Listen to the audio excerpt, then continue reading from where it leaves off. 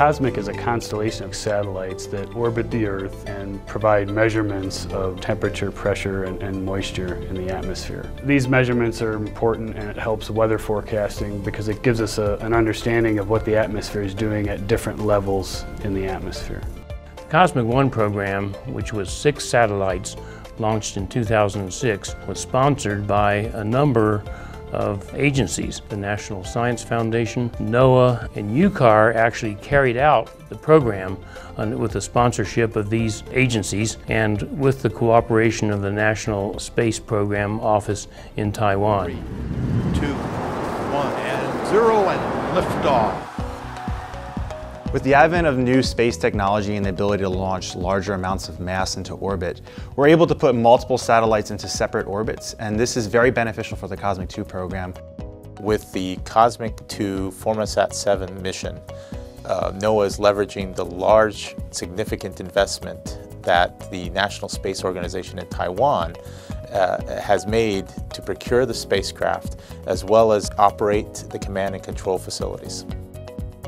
The implementation of Formosat 7 has promoted substantial scientific and technological cooperation and diplomacy between Taiwan and the United States. Taiwan team is responsible for joint program management, mission system, design of spacecraft bus, satellite integration, mission operations, satellite operation, and the control centers. COSMIC 2 is very exciting because now we're going to have measurements around the equator, especially in areas where there is a lot of hurricanes. To forecast our weather 3 days or 5 days or 7 days out, we need to know about the weather that's forming upstream from us. That might be as far away as Africa to the east, where the tropical depressions that grow into hurricanes form.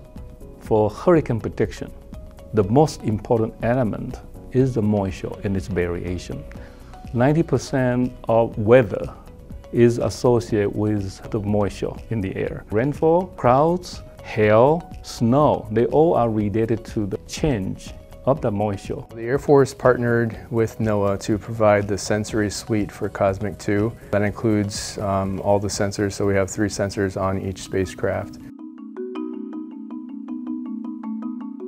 The signals from navigation satellites can actually be used to take measurements of the state of the atmosphere. The primary payload and the primary sensor is TGRS, which is Tri-Global Navigation Receiver System essentially. And what TGRS does is it basically measures the changes in radio signals, GPS signals, as they propagate through the Earth's atmosphere. GNSS is the term used for all global navigation satellite systems. So essentially US GPS is an example of that.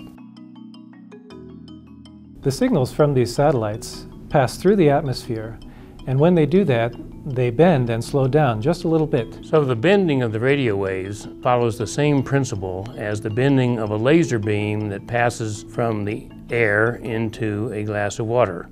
So at the moment when it bends through the atmosphere, the science can retrieve very important measurements for weather.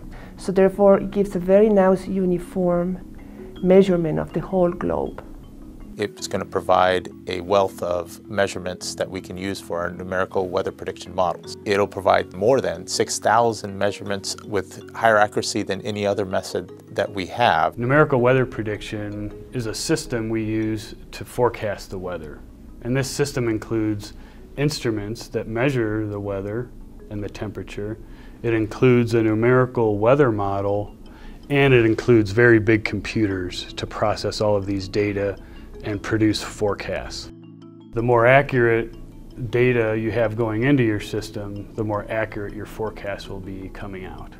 Radio occultation data are important for climate studies because we now have a record that spans more than 20 years from COSMIC, and having this accurate data set helps us study the changing climate of the Earth. Space weather impacts systems that we use on the Earth, like our cellular communication systems, our navigation systems, and even our aircraft. The IVM and RFB are both secondary sensors. What they do is they provide measurements for electric field and electronic content in the ionosphere. Space weather happens above the clouds, and instead of clouds that we can see, we have areas of charged particles in the ionosphere. And knowing the geographic regions where the ionosphere is active helps us understand how it's going to affect communication systems that we use here on Earth. I'm excited about the new capabilities that the sensor suite will provide in terms of space weather. This is cutting-edge data that will be flowing into our military data centers as well as NOAA's Space Weather Prediction Center.